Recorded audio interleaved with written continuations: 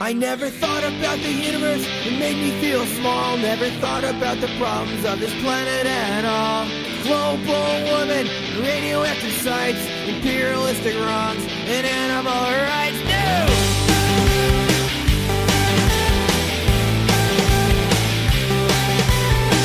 Hello, it's August 25th, 2015. This is episode 7, and I am Bill Quinn.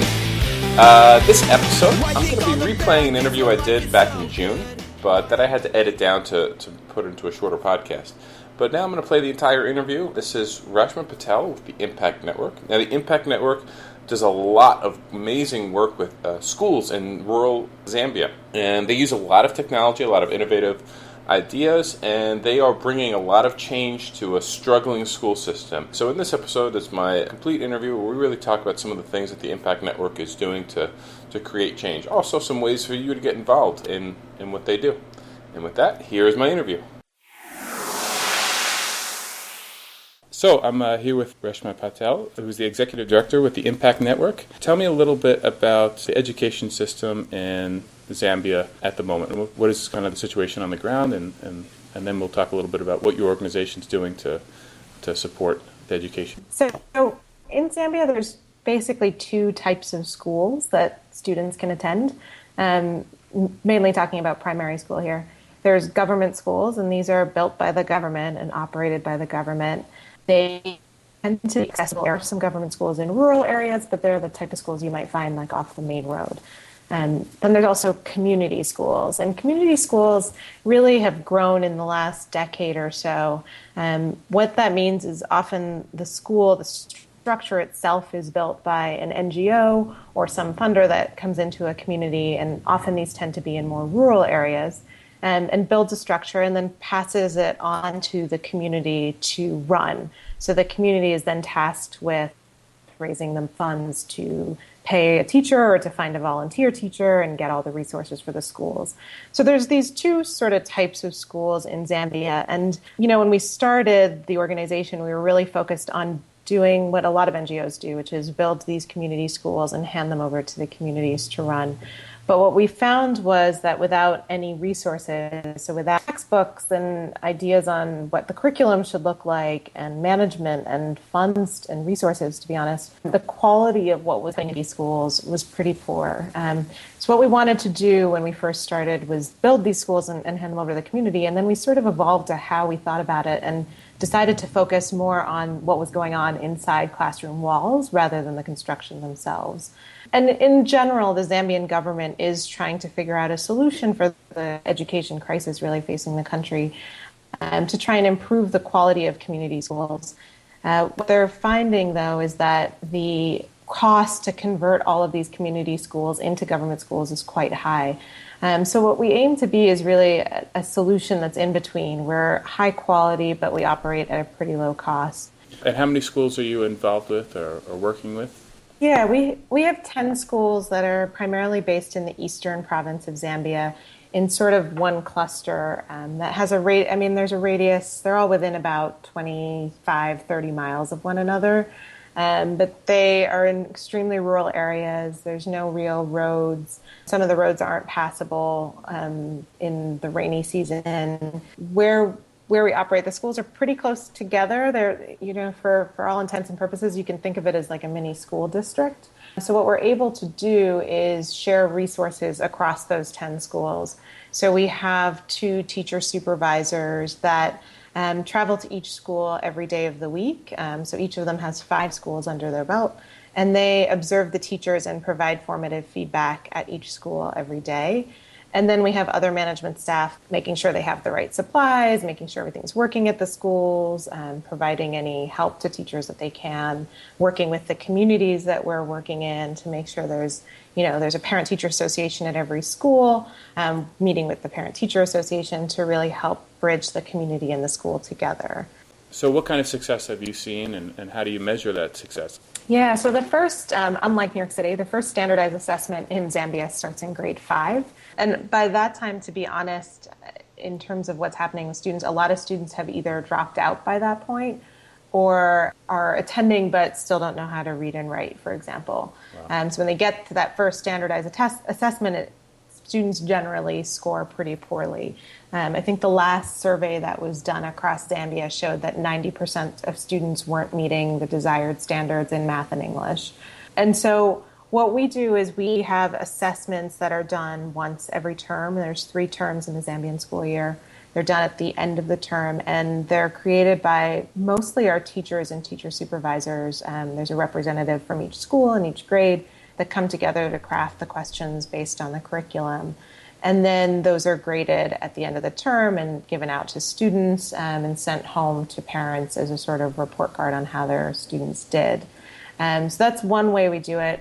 And that's internally, but externally, we also had an evaluation done by American University.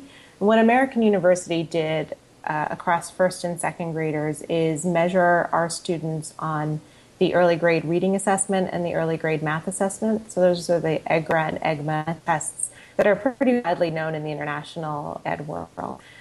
So they measured our students on these 2 early assessments on reading and math. And then they also measured students in nearby community schools that weren't operated by us and nearby government schools. And what they found was that there's a number of benefits to our program outside of just the assessment. So parents really liked the programs that we provided. Teachers attended class more often in our schools than in other schools. Student attendance and student motivation was higher in our schools than other schools. And the progress, so the amount that students were able to learn over an 18-month period on the early grade reading and early grade math assessment was better than the government schools or the same as the government schools, depending on the subscale you looked at. And all of that is able to be done. We operate at a cost of about 70% less than the government schools. So what we were really trying to do is provide a low-cost solution to community schools and improving the quality.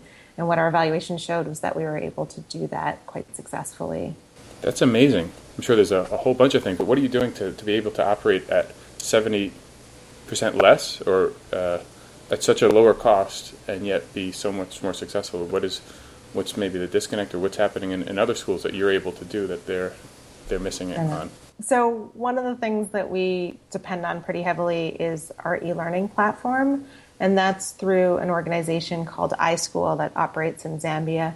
And what iSchool did was basically take the Zambian curriculum, map it to standardized lesson plans for teachers as well as lessons for students, and create activity-based content for inside the classroom. So one of the things that we found in working in Zambia is a lot of the learning that goes on is really rote memorization. So for example, to teach students English, the teacher might say, "It is a chair," and then students repeat, "It is a chair." What iSchool's done is create much more creative lessons. So it's heavily based on group work. About half the lessons use small student tablets. It's been translated into all the local languages in Zambia. So for very young students that are just learning how to read and write, they are not learning how to read and write in a foreign language. They're learning in their own language. So the iSchool tablet itself is a pretty big resource that we use, and it can be shared pretty heavily across classrooms. So instead of having a textbook and workbooks for students that have to be like one workbook per student, you can use these tablets that have similar exercises that students work through, but they can be shared across many students in the school. The second thing we do is hire teachers locally from the areas that we work. So we hire untrained teachers who've completed the 12th grade under the Zambian system. The primary reason we do this is, one, it creates jobs in these local, very rural areas that don't exist. So where we work, teachers and a few shops are pretty much the only sources of employment. Everyone else there is really a farmer, and even our teachers have some land that they farm.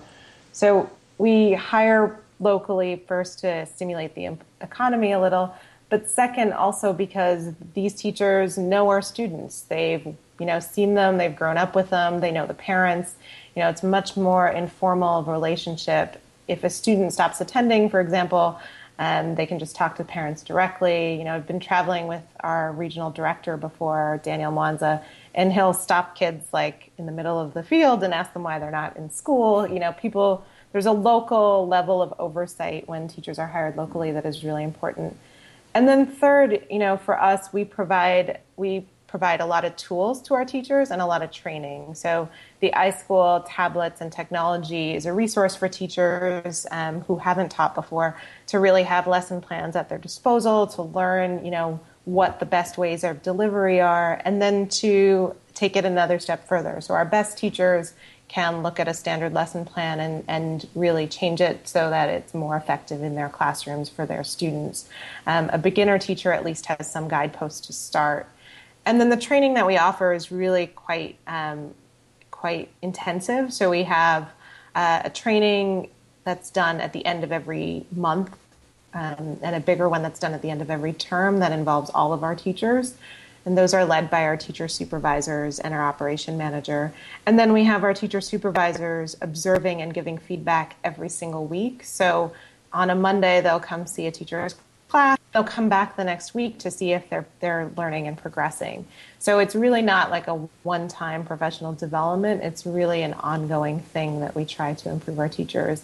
And some of our teachers have gone on to, save money by working with us and gone on to professional training and teacher college and certification classes. So one of the things we're really proud of is hiring local untrained teachers and providing them with tools and training. So are you hoping that your schools will be a model for the Zambian government? I mean, are you trying to promote what you're doing as something that that should be followed across the country?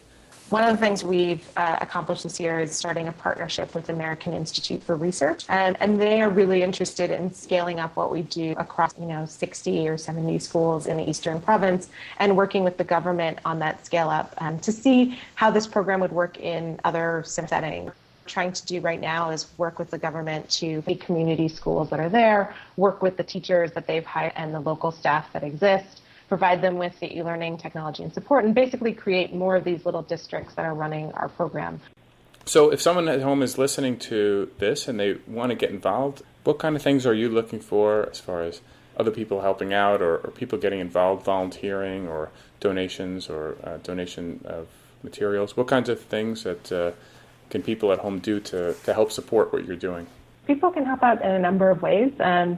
So the first is that we have about 50 staff members in Zambia and about 2 in New York. Really rely pretty heavily on the help of volunteers and interns to run events, to help with fundraising, sort of everything in between in New York City. So we always year-round are hiring interns and volunteers in our New York office, provide internship opportunities in Zambia. So we have usually 1 to 2 interns living in the village and helping our staff in Zambia. And there's always positions posted for that as well. And then we usually have 2 sort of funding events a year. And the main one we have is called Best for Impact, and that happens every fall. And it's sort of a gala event where we have chefs from around the city each donate a course. And so it's sort of a culinary gourmet menu. We have a silent and live auction. But that event, is a big coordination effort from us. So we are always looking for volunteers and interns to help get auction items, help coordinate the logistics of the event, help sell tickets. So we usually have 2 sort of events a year, and we're always happy to have people help out for those. We also have something called Impact Advocates, where people fundraise for the organization in different creative ways. So we had a 9-year-old donate their birthday. We've had people sort of throw a barbecue in their home, and it only costs us $3 a month to provide a quality education to one of our students in Zambia. So it's an amount that's really easy for sort of anyone to be able to help with. It's a cup of coffee. So, people like a 9-year-old can raise money just as well as, a 25-year-old in college or something. So we really have had a sort of a range of people that have helped under our Impact Advocates program. And so, I encourage anyone to check out our job postings on Idealist or contact us directly if they're looking to be involved in any fundraising aspect. I want to let you go, but I want to ask you one more question. What is something that you've learned that maybe you could pass on to people in similar situations or working with international nonprofits? And what have you learned that you could maybe pass on to someone else doing something similar? Sure. I guess my one piece of advice would be to be persistent and resilient. The work is pretty tough, and any little task can take so much longer than you anticipate. So, for example, one of my trips last year, I was visiting the schools with our regional director, and there was these desks that looked broken, and I was sort of like, what are these desks doing here? And he was like, we need to get them fixed, but you have to get the bolts to do that. And they were out of bolts in Katete, which is the nearest town. And so then we went to Chapata to get the bolts, and they were sold out there too. And it turns out that you had to go like one country over to Malawi to get these particular bolts to fix these desks. So even like the simplest task that you think should take, like a couple hours or a half a day's work can take a long time. And I think being patient really goes a long way, but also being able to handle those types of delays with a little bit of grace and humor is the one thing that can keep someone sane in the work. So that's my one piece of advice. All right. Well, thank you very much for taking some time and speaking with me today, and best of luck to you and everyone you're working with. Thanks so much, Bill. I really appreciate it. And that's it. My thanks again to Reshma and the Impact Network for taking some time to talk to me. And with that, I hope to see you next week. Okay, take care.